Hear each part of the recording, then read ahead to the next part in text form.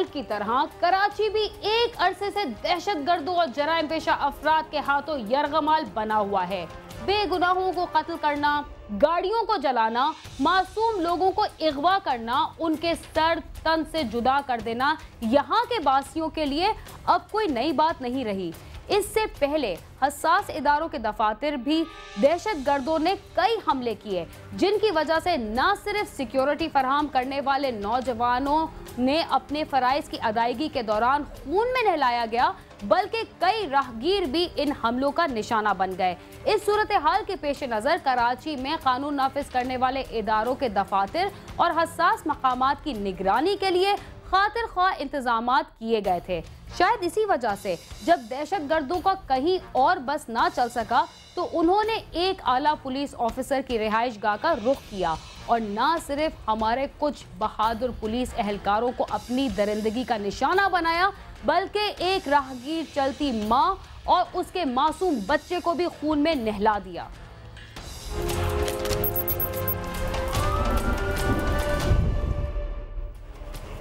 कराची के इलाके डिफेंस में एसएसपी सीआईडी चौधरी असलम के घर के बाहर कार बम धमाके से स्कूल टीचर और बच्चे समेत 8 अफराद शहीद और 5 जख्मी हो गए। इस धमाके से अतराफ की इमारतें और मुतादिद गाड़ियां भी तबाह हो गईं। भी घराने के आदमी मरते हैं, किसी बड़े घराने का बंदा या कोई हमारा एमएनए या एमपीए या उनके बच्चे का या किसी अजीज का रिश्तेदार, उनके इंतकाल नहीं हो रहे इन धमाकों में। ये अल्फाज दहशतगर्दी की भेंट चढ़ने वाले शहीद अहलकार जुनेद के बड़े भाई के हैं, जो आज सुबह कराची के पोश इलाके डिफेंस में होने वाले खुदकश हमले में निशाना बना। शहर कायद में चंद रोज तक अमन व अमान की बेहतर सूरत हाल के बाद मुल्क दुश्मनों ने ऐसी कार्रवाई की कि शहरियों के दिल दहल गए। कराची में दहशतगर्दों के खिलाफ सरगर्म अमल हसास इदारे के सरबराह एसएसपी असलम खान के घर पर पीर की सुबह 7:15 बजे के करीब उस वक्त हमला हुआ जब बारूद से भरी गाड़ी में सवार खुदकश हमलावर ने अपनी गाड़ी डिफेंस फेस 8 खयाबान रूमी में वाक़े उनके मकान के गेट से टकरा दी। धमाका इस कदर जोरदार था कि आसपास के कई मकान भी तबाह हो गए और पुलिस मोबाइल समेत 8 गाड़ियां और मोटरसाइकिलों को बुरी तरह नुकसान पहुंचा। चौधरी असलम ने समा से बात करते हुए बताया कि धमकियों के सबब वो पहले ही अपने अहले खाना को बैरून मुल्क मुंतकिल कर चुके हैं और वो बुज़दिलाना कार्रवाइयों से घबराने वाले नहीं। अब दहशतगर्दों को ऐसा सबक सिखाएंगे कि उनकी नस्लें याद रखेंगी। हम आले सुबह अपने घर पे सो रहे थे जब इन्होंने ये बुज़दिलाना कार्रवाई की है। हमारे घर के साथ लाके इन्होंने को गाड़ी मारी बारूद से भरी हुई। लेकिन ये आपके चैनल के वजह से भी मैं बताना चाहता हूँ कि मैं इनकी इन बुज़दिलाना कार्रवाइयों से मैं घबराने वाला नहीं हूँ। मैं इनकी नस्लें भी याद रखेंगी जो अब मैं इनके साथ करूँगा। खुदकश हमले में जाँ बाहक होने वालों में 3 पुलिस एहलकार सिपाही जुनेद, सुहेल और जाकिर हुसैन, जबकि एसएसपी असलम खान का खानसामा निज़ामुद्दीन, उनके हमसाये का ड्राइवर अनवर और उसका बेटा आसिफ और धमाके के करीब से गुजरने वाली स्कूल टीचर मुमताज़ बीबी और उनका बेटा मुहीब शामिल हैं। एडिशनल आईजी सिंध सऊद मिर्ज़ा का कहना था कि धमाके में 300 किलोग्राम से ज़ायद बारूदी मवाद इस्तेमाल किया गया। गाड़ी में खुदकुश हमला किया गया है और उसमें इनके 6 के करीब जो गार्ड्स हैं वो शहीद हुए हैं और 2 सिविलियंस हैं जो कि जान भाग हुए हैं और कुछ लोग ज़ख्मी हुए हैं। इसके अंदर है कि कोई 300 केजी से ज़्यादा हुआ है। ये एक नई साजिश की गई ताकि दहशतगर्दों ने ये बिल्कुल फैसला किया हुआ था कि अगर टारगेट किलिंग में कंट्रोल पुलिस कर सकती है तो और एक दहशतगर्दाना और बुज़दिलाना हमला करके कराची के शहर को अमन से बिगाड़ सकें।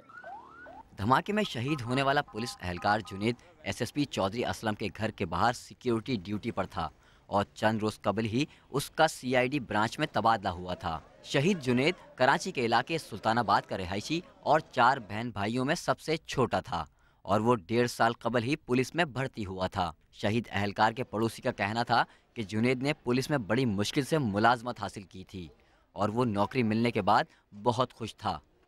क्या कर सकते हैं, अब शहादत हो गई, मेरे भाई की जो होना था वो तो हो गया, अब हम दहशत गर्दों का या उस पर क्या कर सकते हैं। ये तो हमारी हुकूमत ना काम है, उनका काम है कि हुकूमत को छोड़ दें। भर्ती इसका 1.5 साल हुआ भर्ती हुई इसकी। धमाके के फौरी बाद सिक्योरिटी इदारों ने इलाके को घेरे में ले लिया, जबकि तहकीकाती इदारों ने धमाके की जगह से शवाहिद इकट्ठे किए। खुदकश हमले के बाइस धमाके की जगह पर 8 फीट का गहरा गड़ा पड़ गया और मकान का अगला हिस्सा शदीद मुतासिर हुआ। सदर दरवाज़ा और बैरूनी दीवार मुकम्मल तौर पर तबाह हो गई और करीबी रिहाइश पजीर FIA की इंस्पेक्टर लिबना टिवाना का घर भी शदीद मुतासिर हुआ। तहरीक तालिबान पाकिस्तान ने इस हमले की जिम्मेदारी कबूल कर ली है। तंजीम के तर्जुमान एहसान उल्लाह एहसान ने गैर मुल्की खबर रसा इदारे को भेजे गए एक पैगाम में कहा है कि वो चौधरी असलम खान पर किए जाने वाले फिदाई हमले की जिम्मेदारी कबूल करते हैं।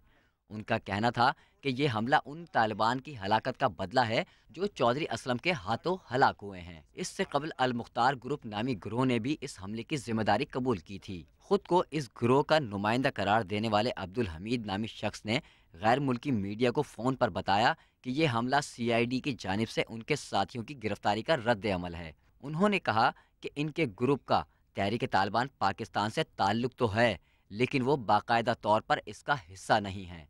इससे कबल भी मुल्क भर में दहशतगर्दों की तरफ से अहम मकामात को दहशतगर्दी का निशाना बनाया गया।